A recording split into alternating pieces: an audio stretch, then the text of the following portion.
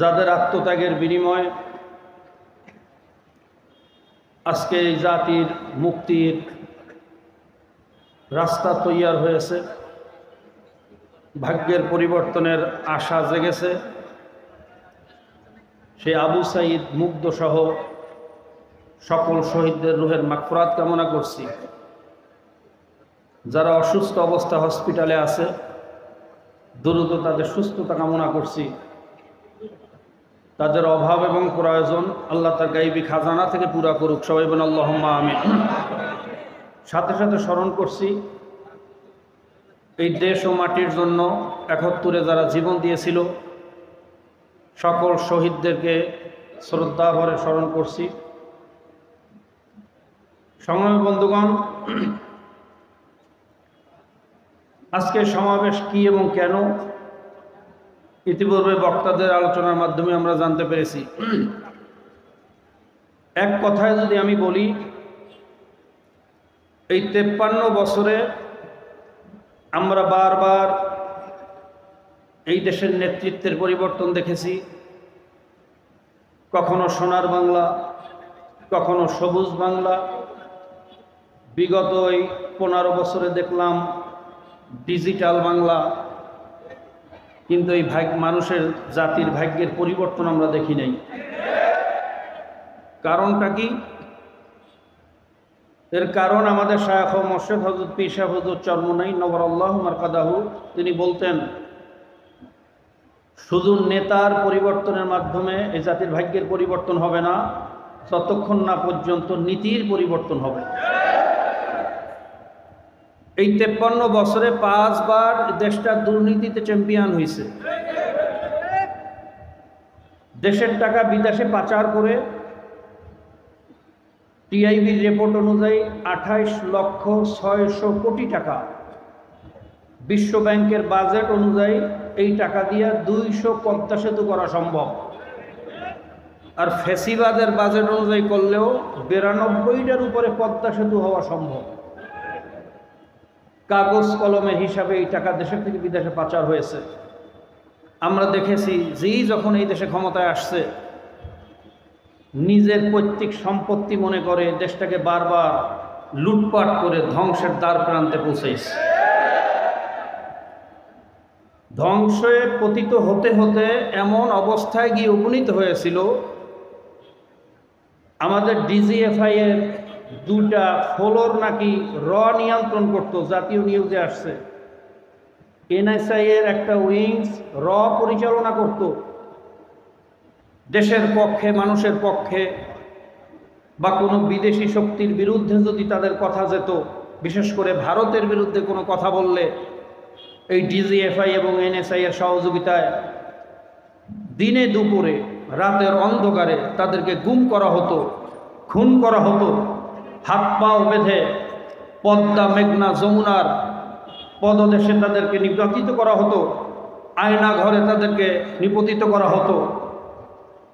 এমন অবস্থায় চলতেছিল, এমন দেশ বিরোধী চুক্তি হয়েছিল শেষ পর্যন্ত যে আমাদের একটা জায়গা, এই দেশের চতুর্পাশে ৩ পাশে ভারত, এক জায়গা খোলা আছে, সেটা হলো বঙ্গোপসাগর। সেখানে আপনারা জানেন ৯০০ একর জমি মোদির বন্ধু আদানিকে লিখিতভাবে ৯০০ একর, অলিখিতভাবে আরও ৬০০ একর, ৭০০ একর, প্রায় এই ১৬০০ একর জমি, যেটাকে বলা হয় বাংলাদেশের মধ্যে ভারতের কেমন যেন একটা খণ্ড, অর্থাৎ বঙ্গোপসাগরটাও ভারতের হাতে তুলে দেওয়া হয়েছিল। আমাদের দেশের যত পণ্য দেখবেন, মোটরসাইকেল দেখবেন ইন্ডিয়া, যত ট্রাক দেখবেন ইন্ডিয়া, যত সিএনজি দেখবেন ইন্ডিয়া, যত পাথর দেখবেন ইন্ডিয়া।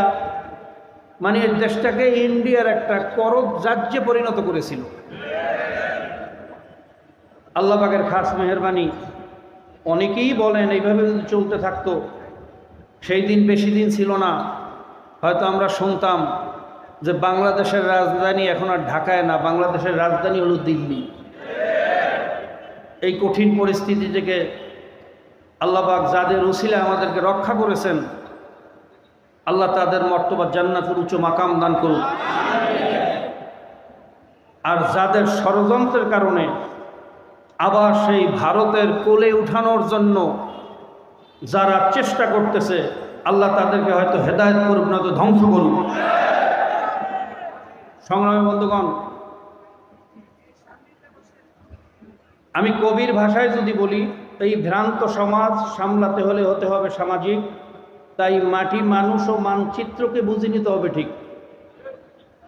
মানুষ কি চায়, জনগণ কি চায়, আমি যদি সেটা না বুঝে জনগণের মতের বিরুদ্ধে আমার শক্তি আছে, শক্তি প্রয়োগ করলাম, আমার অর্থ আছে, অর্থ প্রয়োগ করলাম, আমি প্রভাব বিস্তার করার মাধ্যমে জনগণের উপরে আমার মতবাদ চাপিয়ে দিলাম, কিন্তু মাটি, মানুষ, মানচিত্রের ভাষা বুঝলাম না, তাহলে মনে করবেন এই 25-এর জনগণ পেশি শক্তি আর চাপিয়ে দেওয়ার রাজনীতি গ্রহণ করবে না।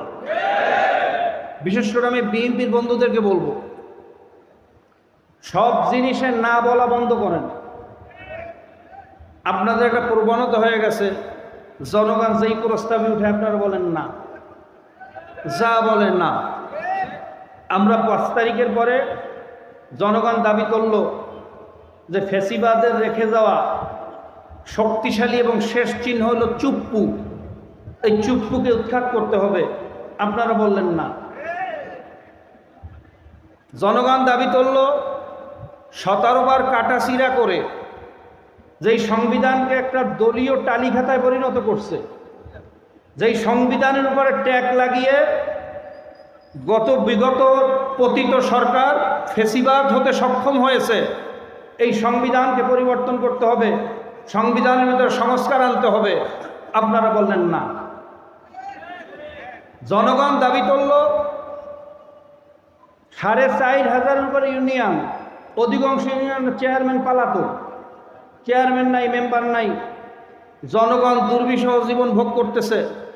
ইউনিয়ন সার্টিফিকেট আনতে টিউন অফিসে যেতে হয়, নাগরিক সনদপত্র পাচ্ছে না, জন্ম নিবন্ধন পাচ্ছে না, ওয়ারেন্ট সার্টিফিকেট পাচ্ছে না, আপনারা ট্রেড লাইসেন্স পাচ্ছে না, জনগণ ভুগতেছে। আগে ইউনিয়ন নির্বাচনটা হোক, জনগণকে আগে দুর্বিষহ জীবন থেকে মুক্তি দেন, আপনারা বললেন না।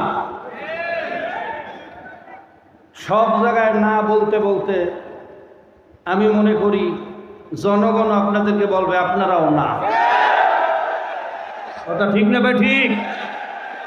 এখন 71% জনগণ দাবি তুলেছে পিআর পদ্ধতির নির্বাচন, আপনারা বলতেছেন না। আমি বলতেছি এভাবে নায়ের যদি প্রবণতা বন্ধ না করেন, আপনারাও নাই হয়ে যাবেন। যার প্রমাণ ঢাকা ইউনিভার্সিটি দাবিতে প্রমাণিত হয়েছে, জনগণ আপনাদেরকে লাল কার্ড দেখিয়েছে, হলুদ কার্ড দেখিয়েছে। এখনো যদি জনগণের ভাষা বুঝতে না পারেন, মনে রাখবেন 2001 আর 2025 এক না। 2025-এর রিক্সাওয়ালাও রাজনীতিবিদদেরকে সবক দেওয়া শিখছে। এখন আর 2001-এর সেই বোকা জনগণ বাংলাদেশের জনগণ না। আপনারা সকালে এক কথা বলেন, বিকেলে আরেক কথা বলেন, এক এক নেতা এক এক ধরনের কথা বলেন। এই বিভ্রান্তমূলক কথা বন্ধ করেন, এই দেশটাকে ধ্বংসের হাত থেকে বাঁচান। আসেন আমরা কাঁধে কাঁধ মিলিয়ে এই জাতির ভাগ্যের পরিবর্তনের জন্যে সবাই মিলে ঐক্যবদ্ধ একটা জাতিতে আমরা একটা সংসদ পরিচালনা করি। আর ঐক্যবদ্ধ জাতিতে পরিণত হওয়ার জন্য একমাত্র পদ্ধতি হলো পিআর। কিভাবে? আপনারা জানেন, যারা বিগত পদ্ধতিতে নির্বাচন করতে চায়, বিগত পদ্ধতিতে ধরেন 5 জন নির্বাচনে দাঁড়াইছে, একজনে পাইল 5,000, একজন 10,000, একজন 15,000, একজন 20,000, একজন 25,000। নেতা নির্বাচন হইল কত হাজার ভোটে? সবাই বলে কত হাজার? বাকি 75,000 ভোট কোথায়? ডাস্টবিনে, যার কোনো মূল্যায়ন নাই। সেখানে অনেক ওলামায়ে কেরামের ভোট আছে, এই 75,000-এর মধ্যে অনেক বুদ্ধিজীবীর ভোট আছে, অনেক ভালো ভালো মানুষের ভোট আছে, দেশপ্রেমিক মানুষের ভোট আছে। এই 75,000 75% ম্যান্ডেট ডাস্টবিনে নিক্ষিপ্ত হলো। 25% মাইনরিটি ম্যান্ডেট নিয়ে আপনি সরকার গঠন করলেন আর বললেন আমি জনগণের সরকার। এটা কোনোদিন জনগণের সরকার হয় না, এটা হলো ধোঁকাবাজের সরকার। আমরা বলছি পিআর পদ্ধতি নির্বাচন, যেখানে প্রত্যেকটা ভোটের মূল্যায়ন হবে, প্রত্যেকটা মানুষ তার প্রতিনিধি সংসদে পাবে। যখন সকল সোসাইটির মানুষ, সকল ধর্ম বর্ণ নির্বিশেষে সব মানুষের প্রতিনিধি সংসদে যাবে, আমরা সবাইকে নিয়ে একটি জাতীয় সংসদ গঠন করব। যখন আমাদের মধ্যে জাতীয় ঐক্যবদ্ধতা সৃষ্টি হবে, তখন এই জাতীয় ঐক্য ভাঙ্গার জন্য র, মোসাদ, সিআই আর কোনো ষড়যন্ত্র করার সুযোগ পাবে না। আর যখন মাইনরিটি ম্যান্ডেট নিয়ে সরকার ক্ষমতায় গিয়ে টালমাটাল অবস্থায় থাকে, 75% জনগণ যখন আপনার বিরুদ্ধে আন্দোলন করে, স্লোগান দেয়, তখন আপনাকে ক্ষমতায় টিকাইয়া রাখার লোভে কখনো মোসাদ আসে, কখনো র আসে, বিভিন্ন স্বার্থ অর্জন করে আপনাকে বিভিন্ন ষড়যন্ত্রের মাধ্যমে ক্ষমতায় টিকানোর সুযোগ করে দেয়।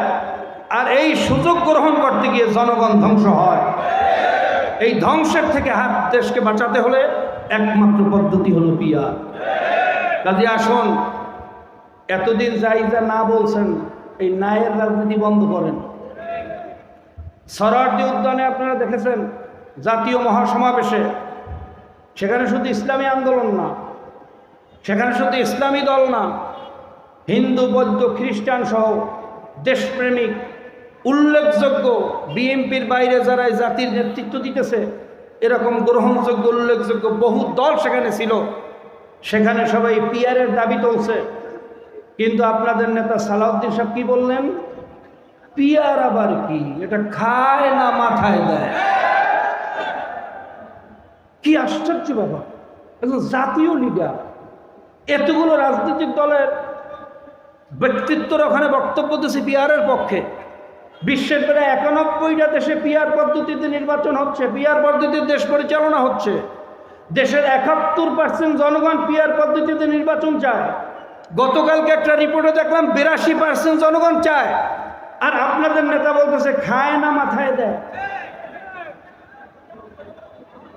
এভাবে তুচ্ছ তাচ্ছিল্য করেছেন, ওই রাজনৈতিক দলকে করেন না, গোটা জাতির সাথে আপনি তুচ্ছ তাচ্ছিল্য করেছেন। সালাউদ্দিন সাহেব, এটা আপনার থেকে আমরা আশা করি নাই। আপনার থেকে তো আমরা আশা করেছিলাম আপনি 9 বছর ভারতে কি করছেন এর জবাব দেন। এই জাতি জানতে চায় আপনি 9 বছর অভিজাত হোটেলে বসে কি শিক্ষা, কি ট্রেনিং নিয়ে আসছেন। জাতীয় প্রশ্ন চলছে, সেই প্রশ্নের জবাব না দিয়ে আপনি বলতেছেন পিআর খায় না মাথায় দেয়। কাজে আসুন, এই নায়ের রাজনীতি বন্ধ করেন। বিএনপি আমাদের শত্রু না, আমাদের সাথে তাদের কোনো জমি জমা নিয়ে মারামারি নেই, হালের গরু নিয়ে মারামারি নেই, কথা ঠিক না?